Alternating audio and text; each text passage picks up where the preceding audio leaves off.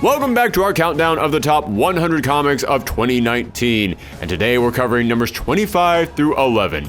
Now, so far, every single book that has been on this list has been an amazing read that I would be happy to recommend to everyone out there. A book that is truly worthy of being celebrated, but now we're starting to reach the top of the top and the cream of the crop.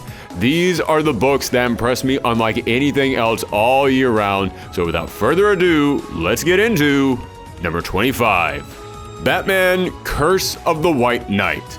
Batman White Knight was a huge surprise to me because when I heard it was going to be a series where the Joker was cured of his madness and then used his brilliance to try and bring Batman to justice, I thought that sounds insane. But it turned out to be a gorgeous celebration of the various sides of Batman while studying the political and social impact of Batman on Gotham in a way that I had never seen. And this book continues where that series left off, dealing with the massive questions still left up in the air, addressing how the events of the last series would change Batman and Gotham, all the while introducing one of the best versions of the character of Azrael we've ever gotten. Number 24, Unstoppable Wasp. When Unstoppable Wasp first came out, I remember saying, this isn't just a good book for kids, it feels like an important book, because it was a series that was all about how great science is. It felt like one of those books that if you gave it to a young girl, she would read it and she would grow up to want to save the world with a lab coat and a set of beakers.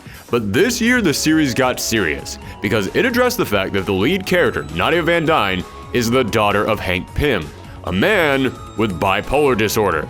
And at the very beginning of the year, this series introduced a storyline where it explored that Nadia suffers from this condition as well, and these two issues delved into what exactly that means in a way that was both educational but really dramatic and emotional for the character. This storyline was essentially the very special episode installment of the series, and it was phenomenal. One of the most important stories of any book this entire year. Number 23, Fearscape. Fearscape might be the most original concept for a book I've read all year, with one of the best written protagonists / villains of any series ever. The premise of this book is that a muse appears one day before the greatest writer on the planet to ask him to travel into the space that connects all thoughts in the hearts of man, and this writer must slay the greatest fear of mankind in order to usher in a grand new era of innovation. Problem is, when she arrives, the writer she's looking for isn't available. Instead, his plagiarizing, egomaniacal protege is there, and he proceeds to take his place. From there, the book becomes a combination of watching our protagonist, Henry, screw one thing up after another, and listening to him trying to justify it.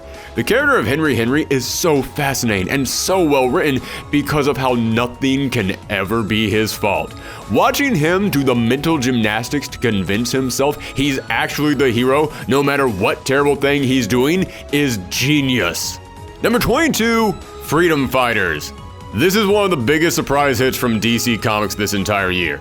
This is a story of a world where the Nazis won World War II and took over America, and now decades later, a brand new team of rebel heroes are rising up to fight back to try and remind the world of the spirit of America.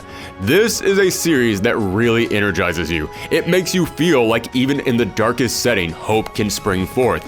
There is a moment in an early issue where they hijack a broadcast so they can play the Star-Spangled Banner, and I can't lie, that actually got me feeling pretty patriotic in a way that few comics have. Number 21, Ice Cream Man. I've often said that when a new series premieres, if it has an original enough idea, then it will always get some bonus points from me on this list just for the surprise factor. However, the second year around, it tends to lose those points because that surprise factor is no longer there. Ice Cream Man doesn't just keep the surprise factor from year to year, it keeps it from issue to issue. This series is a horror anthology all based around the titular Ice Cream Man, and I keep waiting for this series to run out of steam, and instead, it just keeps picking up speed.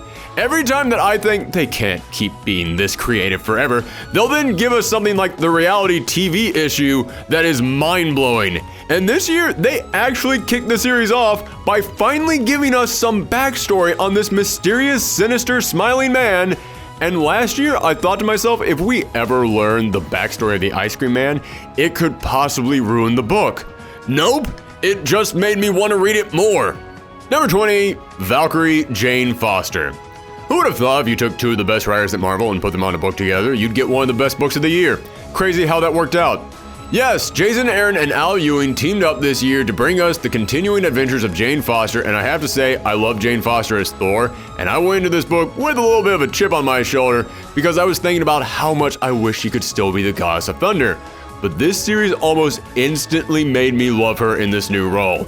In her time as Thor, it felt like she was mostly wrapped up in the larger overall story of Malekith and the War of the Realms, but in here, it feels like she gets to be herself. You read this book and you think, this is a series about a doctor. It feels like a book about a healer, which is something very unique to superhero books.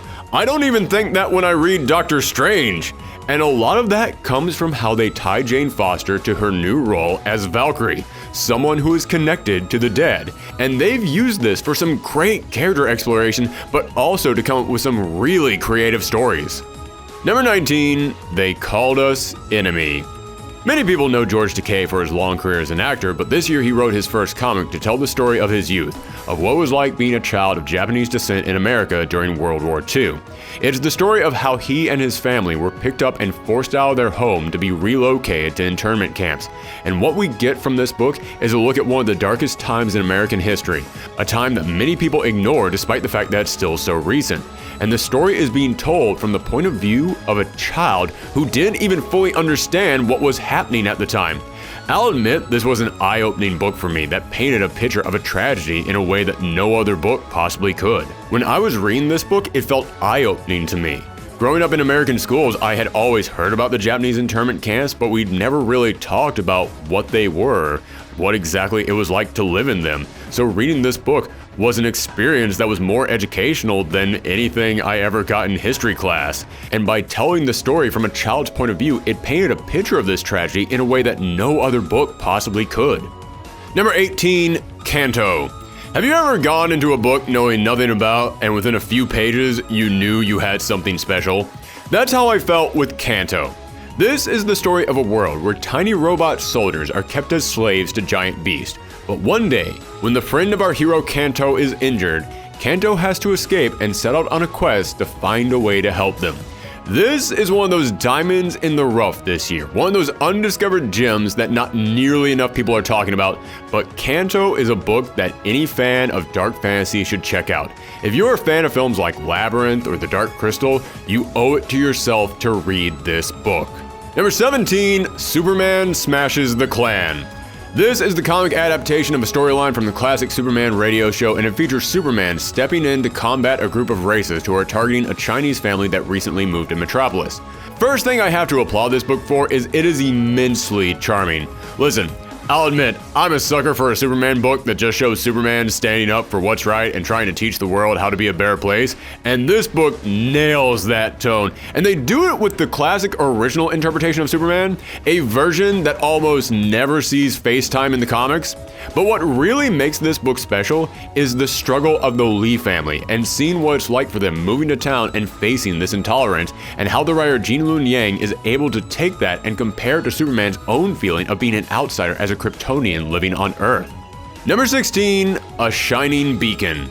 This is the story of a fictional country being run by a totalitarian government, and the ruler of this country is installing a new swimming pool in the capital, but he needs a piece of art plastered up there to commemorate it. So he finds a young artist who is excited to be part of this project, and the book then becomes the story of how the government watches everything she does, strikes down every one of her ideas, and slowly tightens its grip on her. This is a book that isn't really about rebellion or about standing up for what's right. It's more about the crushing weight of living under a government constantly trying to snuff out all life and freedom from its people. And the way the story slowly explores that theme is handled masterfully. Because the artist in question is excited to work for her government, she thinks this is a great opportunity. But every time she does something, you, the audience, just sit there thinking, oh no, this will not work out for anyone. And as the story goes on, we watch as this artist forms connections with characters, and we see how certain parties are moving towards their goals. And I'm trying to be incredibly vague, so not to spoil anything here, but let's just say it all comes to a giant conclusion that I could never have seen coming when I started reading the book. Number 15, Doomsday Clock. What a ride this book has been. I've already spoken about this series more times than I thought possible, but I will just go ahead and say it one last time. When this series began, telling the story of the Watchmen coming to the DC universe, an idea that people had been fighting for or against for years, I was very intrigued to see where it would go. But after several delays and numerous other issues that we won't get into here, I actually started to lose hope. I began to think that there was no way that they could pull off the big revival we were all waiting for. And yet, the ending nailed it so well, it bumped this book almost into the top 10. We use the word epic a lot in the comic book world, but the finale to this series was truly deserving of that title. It wasn't just a big splash page full of superheroic goodness, it was an important message about what makes DC Comics special, and about why we need DC Comics. Number 14, American Carnage. People kept recommending this book to me all throughout 2018, but sadly I didn't get a chance to read it until this year. And I have to say, I now understand why they were pushing it on me so hard. This is the story of a politician who the police believe may have ties to domestic terrorist and hate groups, but unfortunately, they can't approach him. So one officer turns to a disgraced PI and hires him to go undercover and investigate these claims. This feels like the perfect noir cop thriller for our day and age, and it addresses so many pressing issues within our own political system that I feel like few other stories out there are bold enough to tackle, not just in comics, but in any medium. Number 13, Laura Dean Keeps Breaking Up With Me. This is the story of a young girl who is obsessed with her girlfriend Laura Dean, who has cheated on her and broken up with her about 3 or 4 times at this point, and there will of course be more times in the future. And yet, our protagonist still finds themselves obsessed with her. This is one of the best stories I've ever read dealing with what it feels like to be in love for the first time, and especially in love with someone who is bad for you, who treats you poorly, who makes you a worse version of yourself, and yet you're still obsessed with them, and you can't get them out of your head. Throughout this entire book, I kept wanting to yell at our protagonist, "You can do better! Stop letting her treat you like this!"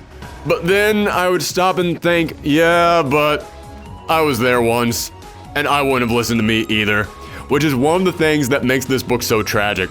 You can see other characters in this book telling our protagonist what we all know is obvious, but you know she won't listen because that's just what it feels like to be that dependent on another person, on needing that person around you, even if they treat you like crap. Watching our protagonist go through the mental gymnastics of having to convince herself, no, it's actually okay that this is what our relationship is like, is so heartbreaking, and it's so relatable for so many people. I believe this isn't just one of the best comics about relationships this year. I think it's one of the most important books about relationship, as many people out there could really have used a book like this at some point in their life. Number 12, Deased. When I heard that DC Comics was going to do a zombie apocalypse miniseries, I thought it was going to be nothing more than a quick cash grab, or at best, a nice throwaway series good for a quick read and that's it. Little did I know, it would provide us with one of the most emotional, touching, tense, and heartbreaking stories of the entire year. But I really shouldn't be that surprised. It was written by Tom Taylor, and if anybody out there knows how to turn a throwaway alternate reality DC comic story into one of the most engaging reads of the year, it's Tom Taylor. This book started off as something I had zero interest in reading, and turned into something I want sequels and spin-offs for years to come. And at number 11, the final book we'll be talking about today, Die. Die is the story of a group of friends who invent a board game, only to find themselves sucked into the very world they created. Now, years later, they must return to this world to find the friend they left behind. This is one part Dungeons & Dragons, one part Jumanji, and one part Hell. Just pure, uncut, nightmare 9 levels of hell created to test our characters and push them to the point of breaking every waking hour of every day. I've seen a lot of stories about people being sucked into magical fantasy lands, but I've never seen one mixed with such a terrifying tone. The trials that these people have to go through almost feel like they are custom made to be the worst nightmares they could experience. The sins of their past that they are forced to confront when they return to this world paint a darker picture in a single issue than most books are able to accomplish all year round. I've brought up some dark fantasy tales on this list already, but if you're looking for something that feels about 3 parts dark for every 1 part of fantasy, this is your series. But I want to make it clear, the darkness and the horror isn't just there to be shocking or edgy. No, it all feels like it has a point to help explore each of these characters' personal demons. Although even if it didn't have any purpose other than being shocking and edgy, as a fan of horror comics, I can tell you it does that pretty well too.